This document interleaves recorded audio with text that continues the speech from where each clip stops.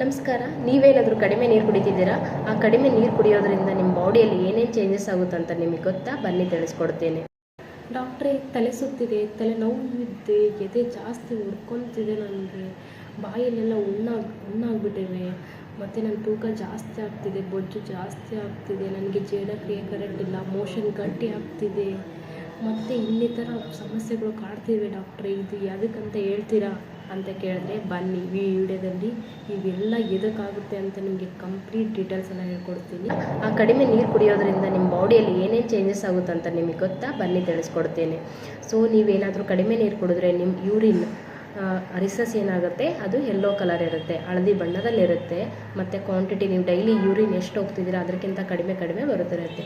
Next ಏನಾಗುತ್ತೆ, ನಿಮಗೆ ಬಾಯಿ ಹುಣ್ಣಾಗುತ್ತೆ, ಇಲ್ಲ ಅಂತಂದರೆ ಏನಾಗ್ತೀವಿ, ಹೀಟ್ ಆಗುತ್ತೆ. ಫಸ್ಟ್ ಬಾಡಿ ಹೀಟ್ ಆಗುತ್ತೆ, ಮತ್ತು ಅದರಿಂದ ಬಾಯಿ ಒಳಗೆ ಅಲ್ಸರ್ಸ್ ಅಂತ ಹೇಳ್ತೀವಲ್ಲ, ಅದು ಆಗ್ತಾ ಬರುತ್ತೆ.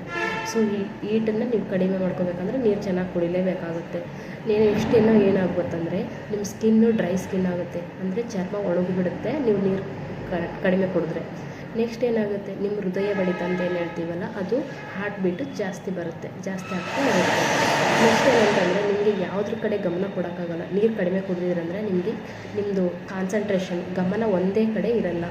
ಆ ಥರ ಸುಸ್ತಲ್ಲಿ ಇರ್ತೀರ, ಆಯಾಸ ಆಗೋ ಚಾನ್ಸಸ್ ಇರುತ್ತೆ. ಸೊ ಮತ್ತೆ ನೀವು ಕಡಿಮೆ ನೀರು ಕುಡಿದ್ರಿಂದ ತಲೆ ಸುತ್ತಿರುತ್ತೆ, ಲೋ BP ಆಗುತ್ತೆ, BP ಮಾತ್ರ ಕಡಿಮೆ ಆಗೋ ಚಾನ್ಸಸ್ ಇರುತ್ತೆ. ಇದರಿಂದ ತಲೆನೋವು ಬರ್ಬೋದು.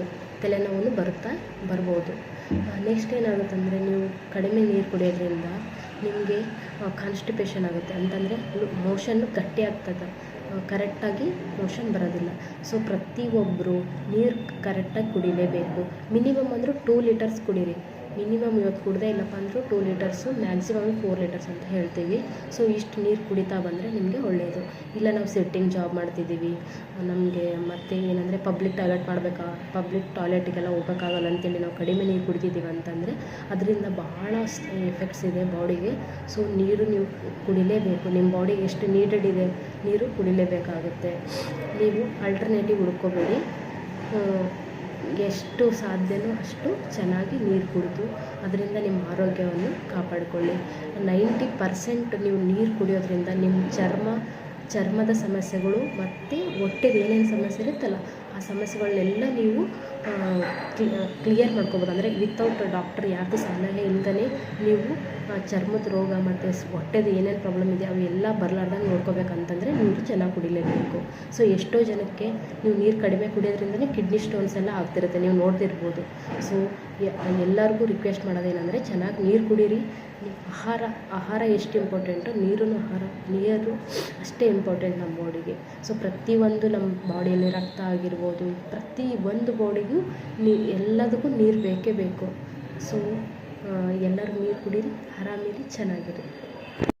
ಕಡಿಮೆ ನೀರು ಕುಡಿಯೋದ್ರಿಂದ ಬಾಯಿ ದುರ್ವಾಸನೆ ಅಂತ ಹೇಳ್ತೀವಲ್ಲ, ಅಂದರೆ ಸ್ಮೆಲ್ ಬರುತ್ತೆ, ಬಾಯಿಂದ ವಾಸನೆ ಬರ್ತಿದೆ ಅಂತ ಹೇಳ್ತೀವಲ್ಲ, ಅವರು ಯಾರಾದರೂ ಕಡಿಮೆ ನೀರು ಕುಡಿದಿದ್ರೆ ಅವರಿಗೆ ದುರ್ವಾಸನೆ ಜಾಸ್ತಿ ಇರುತ್ತೆ. ಸೊ ಇದರಲ್ಲಿ ನೀವು ಅರ್ಥ ಮಾಡ್ಕೊಳ್ಳಿ, ಬಾಯಿ ದುರ್ವಾಸನೆ ಆಗ್ತಿದೆ ಅಂತಂದರೆ ನಿಮ್ಮ ಜೀರ್ಣಕ್ರಿಯೆ ಕರೆಕ್ಟ್ ಇಲ್ಲ. ಸೊ ಜೀರ್ಣಕ್ರಿಯೆ ಕರೆಕ್ಟ್ ಇಲ್ಲ ಅಂತಂದರೆ ಅಲ್ಲಿ ನೀರು ಕರೆಕ್ಟ್ ಕುಡಿಯೋದಿಲ್ಲ. ಸೊ ಜೀರ್ಣಕ್ರಿಯೆ ನಿಧಾನವಾಗೋದು, ಕೆಲಸ ಕಡಿಮೆ ಮಾಡೋದು ಯಾವಾಗಂದರೆ ನೀರು ಕಡಿಮೆ ಕುಡಿದಾಗ. ಸೊ ನೀವು ಅರ್ಥ ಮಾಡ್ಕೊಳ್ಳಿ ಕಡಿಮೆ ನೀರು ಕುಡಿದಿದ್ದೀರ ಅಂತ. ಸೊ ಇನ್ನೂ ಒಂದು ಏನಂತಂದರೆ, ನೀರು ಕಡಿಮೆ ಕುಡಿಯೋದ್ರಿಂದ ನಿಮಗೆ ಬೊಜ್ಜು ಜಾಸ್ತಿ ಆಗುತ್ತೆ ಅಂತ ಹೇಳ್ತಾರೆ. ಸ್ಟಡಿ ಪ್ರಕಾರ ಬೊಜ್ಜು ಜಾಸ್ತಿ ಮಾಡುತ್ತೆ. ಸೊ ಮತ್ತೇನಾಗುತ್ತೆ ಅಂತಂದರೆ, ನೀವೇನಾದರೂ ನೀರು ಕಡಿಮೆ ಕುಡಿಯೋದ್ರಿಂದ ನಿಮ್ಮ ಮುಖದಲ್ಲಿರೋ ಕಾಂತಿ, ಸೌಂದರ್ಯ ಅಂತ ಏನು ಹೇಳ್ತೀವಲ್ಲ ಅದೆಲ್ಲ ಕಡಿಮೆ ಆಗಿರುತ್ತೆ. ಸೊ ಮುಖ ಒಣಗೋಗ್ಬಿಟ್ಟಿರುತ್ತೆ. ನೀವು ನೀರು ಕಡಿಮೆ ಕುಡಿದಾಗ ಚರ್ಮ ಎಲ್ಲ ಒಣಗಿದಂಗಾಗಿ ಅಲ್ಲಿ ಮೊಡವೆಗಳು ಬರೋ ಚಾನ್ಸಸ್ ಇರುತ್ತೆ, ಬೇರೆ ಸ್ಕಿನ್ ಡಿಸೀಸ್ ಅಂತೂ ಬರ್ಬೋದು. ಸೊ ಎಲ್ಲರೂ ನೀರು ಚೆನ್ನಾಗಿ ಕುಡಿಲೇಬೇಕಾಗುತ್ತೆ ವೀಕ್ಷಕರೇ.